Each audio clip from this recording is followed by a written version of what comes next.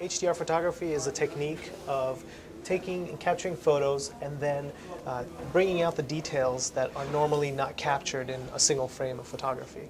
It's essentially what your eye can see when you're looking out at a scene and you'd like to capture it. This is one way to be able to capture as much of the detail that your eye can see, but you can normally not capture in a single frame.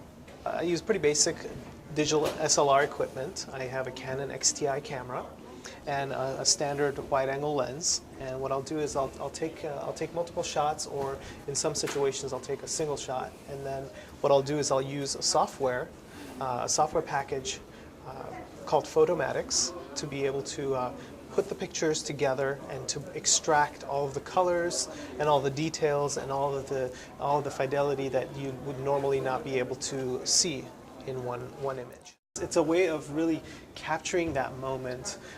This is a shot of a sunrise in Cabo San Lucas, and it was a way for me to be able to capture all of the light that fell into the hallway, as well as the sunrise itself falling on the ocean.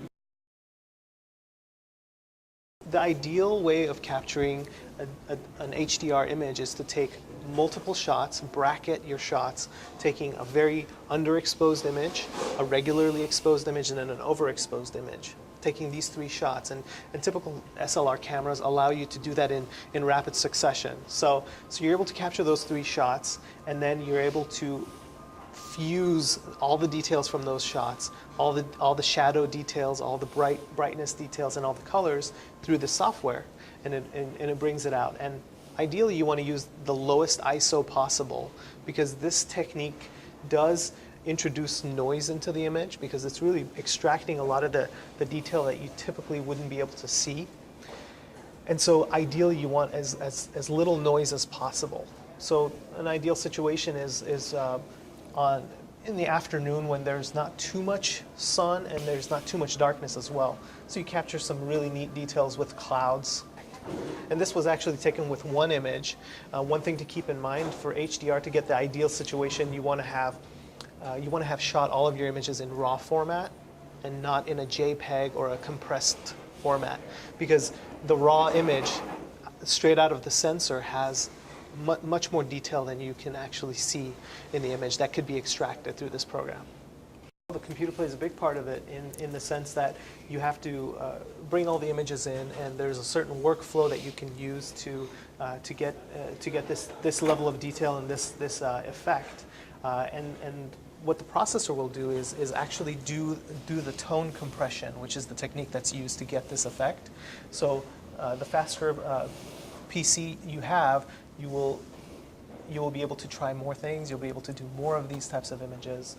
So it's definitely a workflow that's very much benefited by a faster processor.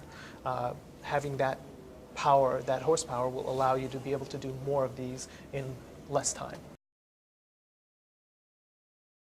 I think one thing that would be most important in this type of workflow with the application that I use is it would take really good advantage of Intel Turbo Boost technology, where this application, if you're doing one image at a time, it'll take full advantage of Turbo Boost technology, and that it needs as much speed as possible to be able to do the tone compression and to render out the final image. Now, if you're like me and you love this stuff and you want to do more of this stuff, what I'll typically do is I will fire up multiple instances of the application, which will run on multiple threads. So that will tax my processor to the max. So the faster processor I can have, the more I can do this stuff.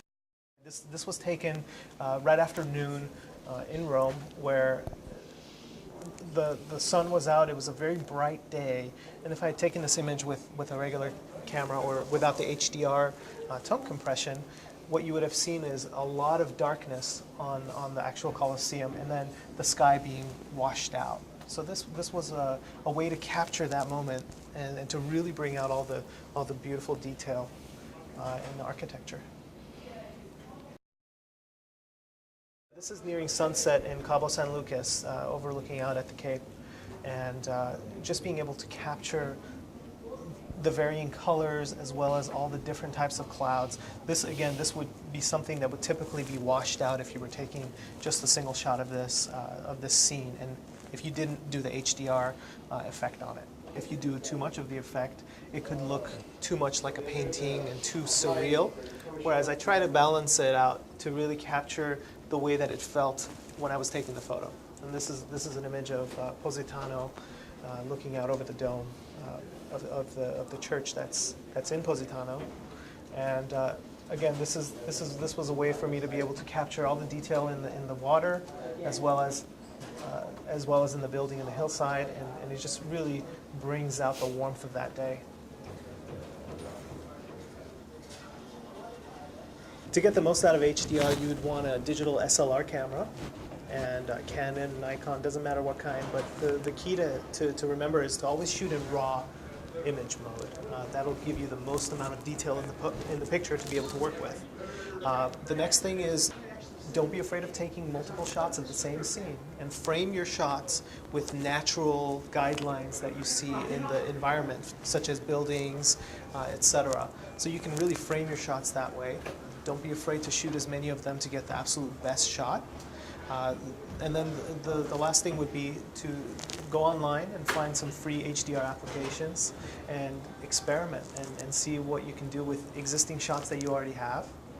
Or this might be a new hobby to go out and try using a digital SLR camera with your PC or your laptop.